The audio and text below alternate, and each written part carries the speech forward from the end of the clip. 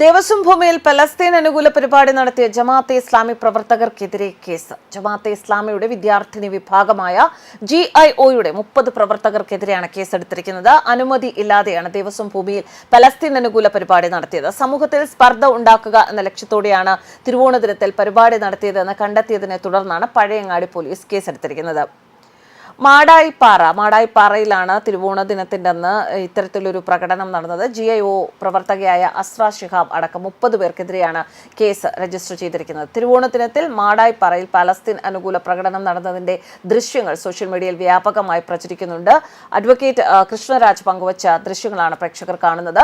പെൺകുട്ടികളും യുവതികളും പലസ്തീൻ കൊടിയുമായി മുദ്രാവാക്യം വിളിച്ച് നടന്നു നീങ്ങുന്നത് ഈ ദൃശ്യങ്ങളിൽ കാണാൻ സാധിക്കും.